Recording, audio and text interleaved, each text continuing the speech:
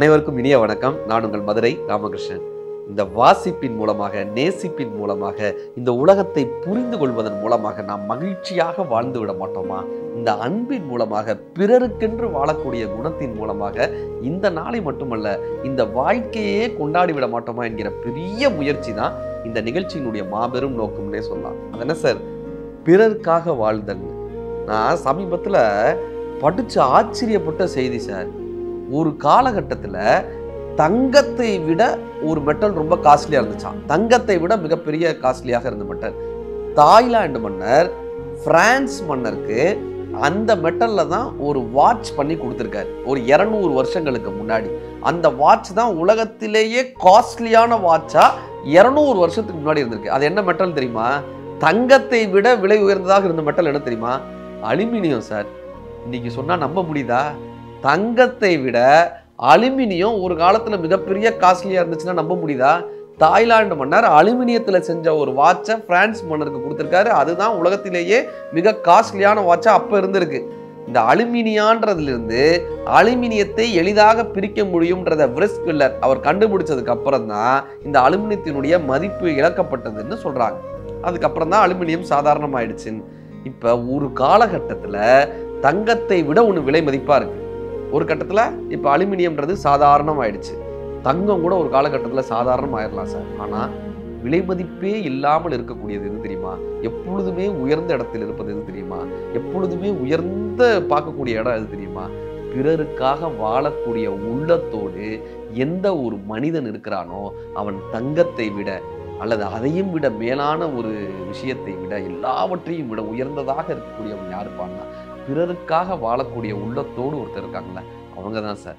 சமீபத்தில் காரைக்குடி கிட்டக்க ஒரு பெரிய செல்வந்தர் அவங்களுக்கு கிட்டத்தட்ட 4 பசங்க. அந்த செல்வந்தருக்கு 4 பசங்க, 4 பேரும் 4 கண்ட்ரியில் இருக்காங்க. 4 கண்ட்ரியில், லண்டனில் ஒருத்தர், அமெரிக்காவில் ஒருத்தர், சிங்கப்பூரில் ஒருத்தர்னு 4 பேரும் 4 கண்ட்ரியில் இருக்காங்க. அவங்களால அவரை பார்த்துக்க முடியல. அவருக்கு மனைவியும் கிடையாது. மனைவி இறந்து போய் 7 வருஷம் ஆயிடுச்சு. இப்போ அவருக்கு உடல்நிலை சரியில்லாமல் அவராலேயே பார்த்துக்க முடியல. காசு இருக்கு சார், பெரிய வீடா 5 வீடு இருக்கு, பெரும் வீடு. ஒரு தெரு முழுக்க ஒரு வீடு இருக்கும் அவங்க வீடு. அப்படி 5 வீடு இருக்கு, பெரும் காசு இருக்கு. 4 பசங்களும் வெளிநாட்டில் நல்லா சம்பாதிக்கிறாங்க. ஆனால் இவரை பார்த்துக்கிறதுக்கு ஆள் இல்லை. காரைக்குடியில் இவரை பார்த்துக்கிறதுக்கு ஆள் இல்லை. காரைக்குடி பக்கத்தில் ஒரு கிராமம், இவரை பார்த்துக்கிறதுக்கு ஆள் இல்லை. அப்போ இவங்க எல்லாரும் என்ன பண்ணுறாங்கன்னா, ஒரு ஸ்டாஃப் நர்ஸ், ஒரு நர்ஸ் மேடத்தை போடுறாங்க, சித்ரான்னு அவங்க பேர்.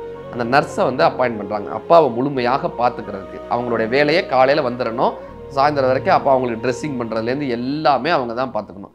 அவங்களுமே தன்னுடைய சொந்த அப்பாவை எப்படி பார்த்துப்பாங்களோ அப்படி பார்த்துக்கிறாங்க சார். அப்படி பார்த்துக்கிறாங்க. 1 மாதம் 2 மாதம். ஒரு கட்டத்தில் அந்த ஐயாவுக்கு இவங்க தான் தன்னுடைய பொண்ணுனே தோணுது. கடைசி காலத்தில் தன்னை பார்த்துக்கிறதுக்கு யாருமே இல்லாத அந்த காலகட்டத்தில் பணம், பேரு, புகழ், சேர்த்து வச்ச காசு, வீடு, நகை எல்லாம் அர்த்தமற்று போனப்ப யாருடா நமக்கு ஒரு வாய் காப்பி கொடுப்பாங்கன்னு நினைச்சிட்டு இருக்கக்கூடிய அந்த தருணத்துல இந்த சிஸ்டர் இருக்காங்க பாருங்க, இவங்களை தான் தன்னுடைய பொண்ணாவே நினைச்சுக்கிறேன். தன்னுடைய பொண்ணா எப்படி பார்த்துப்பாங்க அவ்வளோ பிரியமா அவங்களும் பார்த்துக்கிறாங்க.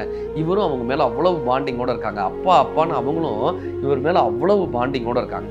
1 வருஷம் 2 வருஷம் 7 வருஷம் அவங்க அப்படி பார்த்துக்கிறாங்க. 7 வருஷம் கழிச்சு அவர் இறந்து போயிடுறாரு. அந்த பெரிய செல்வந்தர் என்ன பண்றாருன்னா, தன்னுடைய அந்த பத்திரத்துல, சொத்து பத்திரம் எழுதுவாங்கல்ல, அதுல தன்னுடைய சொத்தை 6 பங்கா போட்டு 6 பங்குல 4 பங்கு மகன்களுக்கும், 1 பங்கு கோயில்களினுடைய திருப்பணிகளுக்கும், 1 பங்கு இந்த ஸ்டாஃப் நர்ஸ் இவங்க பார்த்துக்கிட்டாங்கல்ல, என்னுடைய மகளான, என்னை பார்த்து கொண்ட என்னுடைய மகளானன்னு சொல்லி அவங்களுடைய பேரையும் போட்டு 1 பங்கு அவங்களுக்கு எழுதி வச்சுட்டாங்க சார். அவருக்கு எழுதி வச்சுட்டாங்க இவர் போனதுக்கப்புறம். இப்போ அந்த 4 பசங்க, இத்தனை நாள் வராத 4 பசங்க இப்போ சண்டைக்கு வராங்க. அது எப்படி இவங்களுக்கு 1 பங்கு எழுதி வைக்கலாம், இவங்களை நாங்கள் நர்ஸாக தானே அப்பாயின்ட் பண்ணோன்னு அந்த பாண்டிங் புரியலை, சண்டைக்கு வராங்க. இப்போ அந்த மேடம் சொன்ன விஷயம், எனக்கு காசெல்லாம் வேணாங்க, அப்பாவை நான் பார்த்துக்கிட்டேன், அது போதும். 7 வருஷம் அவரை நான் பார்த்துக்கிட்டேன், அது போதும். உண்மையிலேயே நான் அவரை அப்பாவாக தான் பார்த்தேன், அப்பாவும் என்னை மகளாக தான் பார்த்தாரு, அதனால தான் இந்த சொத்தெல்லாம் எழுதி வச்சாரு. எனக்கு காசெல்லாம் வேணாம். அவங்கள பார்த்து சொல்கிறாங்க, அண்ணன் எனக்கு காசெல்லாம் வேணாம், எனக்கு ஒன்று மட்டும் பண்ணுறீங்களா, அப்பாவினுடைய ஃபோட்டோவை மட்டும் ஒன்று இருந்தால் தாங்க, அப்பாவுடைய ஃபோட்டோ, பெரிய ஃபோட்டோவை மட்டும் நான் எங்கள் வீட்டில் வச்சுக்கிறேன். அது எல்லாத்தையும் தாண்டி நீங்கள் வருஷம் திதி கொடுப்பீங்கல்ல, தவசம் பண்ணுவீங்கல்ல, அப்பாவுக்கு நீங்கள் தவசம் பண்ணுவீங்கல்ல, அப்போ என்னையும் சேர்த்துக்கங்க. அப்பா என்னை தெரிஞ்சோ தெரியாமலோ மகள்னு சொல்லிட்டாரு, அப்போ என்னையும் சேர்த்துக்கங்க. நான் கொடுக்கக்கூடிய அந்த கோடி துணி, அந்த புது துணியையும் அந்த தவசத்தில் படையலில் வச்சுருங்க. இந்த படப்பு வீட்டில் அதையும் படையலில் வச்சுருங்க. அது போதுங்க எனக்குன்னு அந்த அம்மா கையெடுத்து கொடுத்துட்றாங்க. அது போதுங்க எனக்கு. சார் இப்போ என்ன தெரியுமாங்க நடக்குது? 1 வருஷம் ஆயிடுச்சு, அவர் போய் 1 வருஷம் ஆயிடுச்சு. இந்த பெரியவர் போய் இப்போ என்ன தெரியுமா, அந்த 4 பேராலையும் வரவே முடியலை. வருஷ திதி கூட அவங்க வரமாட்டாங்க. அங்கிருந்து காசு அனுப்பிடுறாங்க. இப்போ மகளாக இருந்த அந்த அந்த மேடம் தான், இப்போ சித்ரான்ற அந்த மேடம் தான், அவங்க தான் எல்லாம் எடுத்து பண்ணுறாங்க. இப்போ அவங்களுக்கான ஆண்டு திதியை அந்த அம்மா தான் எடுத்து பண்ணுறாங்க. தன்னுடைய அப்பாவுக்காகன்னு சொல்லி இவங்க கொடுக்குற அந்த புது துணியில தான் அவருக்கான வருஷாப்தியமே, அவருக்கான அந்த திவசமே, அவருக்கான திதியே அந்த படப்பு வீட்டில் நடத்தப்படுது. இப்போ இவங்க தான் அந்த 4 வீடையுமே பார்த்துக்கிறாங்க. இவங்க தான் அந்த அப்பாவினுடைய நினைவுலையுமே இருந்துட்டு இருக்காங்க. பிறருக்காகன்னு வாழக்கூடிய இந்த மனம் இருக்குல்ல, அது எல்லாவற்றையும் மிகப்பெரிய ஒரு சார். பிறருக்காக அர்ப்பணிக்கக்கூடிய இந்த வாழ்க்கை இருக்குல்ல, அது எல்லாவற்றையும் விட மிகப்பெரிய நிறைவை கொடுக்கறதாக இருக்கும். ராமகிருஷ்ண பரமஹம்சர் ரொம்ப அழகா ஒரு வார்த்தை சொல்லுவாரு, உங்கள் தேவைக்கு போக நீங்கள் எதெல்லாம் அதிகமாக வைத்துக் கொள்கிறீர்களோ அதெல்லாம் ஜீரணமாகாதுன்றார். ஜீரணமாகாத விஷயங்கள் எதுவுமே உங்களுக்கு பலனை தராதுன்றார். ஜீரணமாகாத விஷயங்கள் பலனை தராமல் இருப்பதை விட எதிர்பலன் ஆற்றும்ன்றார். இப்போ நம்ம ஒன்று சாப்பிட்றோம், ஜீரணம் ஆகலை சார், என்ன பண்ணோம்? வயிற்ற வலிக்கும், வாந்தி வரும், ஏதோ ஒரு வகையில் நம்மளை போட்டு தொந்தரவு பண்ணும்ல, அதே மாதிரி தான்றார். நம் தேவைக்கு போக அதிகமாக சேர்த்து கொண்டிருக்கும் போது அது ஜீரணமாகாது. ஜீரணமாகாத விஷயங்கள் எல்லாம் நமக்கு தொந்தரவு கொடுத்துக்கிட்டே இருக்கும். அப்போ சுயநலத்தோடு வாழாமல் அடுத்தவர்களுக்குன்னு விட்டு கொடுக்கும் போது மட்டும்தான் அது ஜீரணமாகுன்றார் சார். இது ஒரு மிகப்பெரிய விஷயம். எஸ் ராமகிருஷ்ணன் ரொம்ப அழகா ஒரு கதை சொல்லுவாரு. எஸ் ராமகிருஷ்ணனுடைய ரொம்ப பிடித்த ஒரு கதை. ஒரு திருடன் அவன் வந்து நாட்டில் மாட்டிக்கிறான், திருடன் மாட்டிக்கிறான். இப்போ அந்த நாட்டில் என்ன பண்ணுறாங்கன்னா, அந்த திருடனை இனிமே நீ இந்த நாட்டில் இருக்கக்கூடாது, நீ போய் காட்டில் தான் வாழணுன்றாங்க. இப்போ அந்த திருடனுடைய மனைவி, அவனுடைய குழந்தைகள் 3 பேரும் போய் ஒரு காட்டில் வாழ்கிறாங்க. ஒரு 6 மாதம் ஆகுது, 1 வருஷம் ஆகுது. அதுக்கப்புறம் ஒரு நாள் அந்த காட்டிலிருந்து நாட்டுக்குள்ளர மெல்லமாக வராங்க. ஒரு தேவாலயம் இருக்கு, பெரிய சர்ச் இருக்கு. அந்த சர்ச்சில் முன்னாடி பெரிய பூந்தோட்டம் அமைச்சிருக்காங்க. அந்த பாதிரியார் வந்து முன்னாடி ஒரு பெரிய பூந்தோட்டம் அமைச்சிருக்காங்க.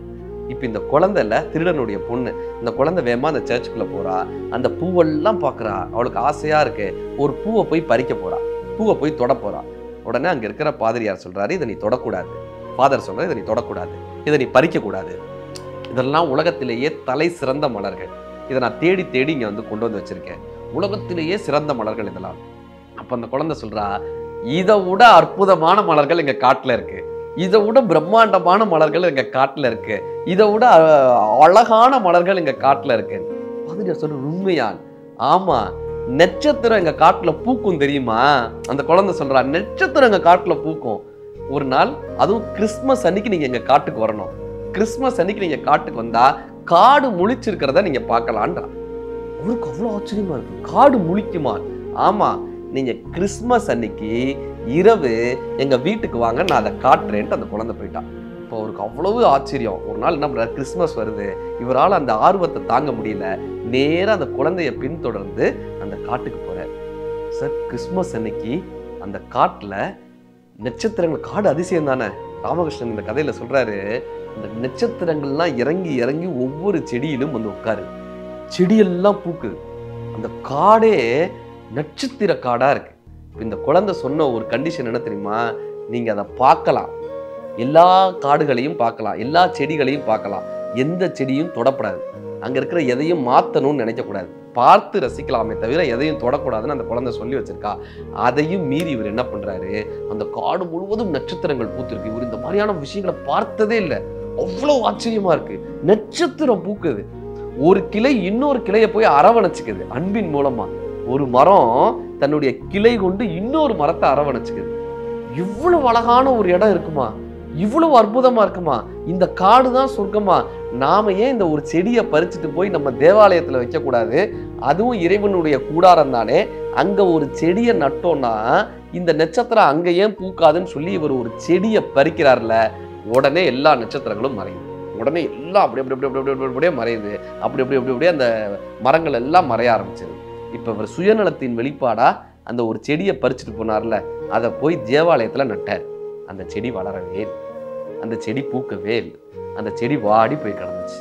ஒரு காலகட்டத்தில் அந்த பாதிரியார் வெறுத்து போயிருந்தார். ஒவ்வொரு நாளும் அந்த செடியை பார்த்துக்கிட்டே வருவார். இதில் நட்சத்திரங்கள் பூக்கும் பூக்கும் பூக்கும்னு நம்பி அந்த பாதிரியார் ஒரு நாள் இறந்தும் போனார்.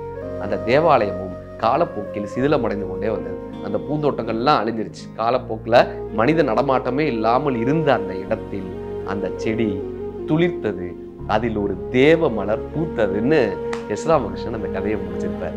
இன்றைக்கு சுயநலம் அழிந்து, மனிதனுடைய சுயநலம் அழிந்து பொதுநலம் மலர்கிறதோ அப்பொழுதெல்லாம் தேவ மலர்கள் பூக்கிறதுன்னு எஸ்ரா அவர்கள் கற்றுக் கொடுத்து போயிருப்பார். நம் வாழ்க்கையிலும் தேவ மலர் பூக்கணும்னா என்னப்பா பண்ணணும்னா, நான் எனக்கு அப்படின்ற அந்த சுயநலத்தை விட்டுவிட்டு நாம் என்றைக்கு இந்த சமூகத்திற்காக நம் வாழ்க்கையை அர்ப்பணிக்கிறோமோ தேவ மலர் நம் வாழ்க்கையிலும் பூக்கும். நன்றி.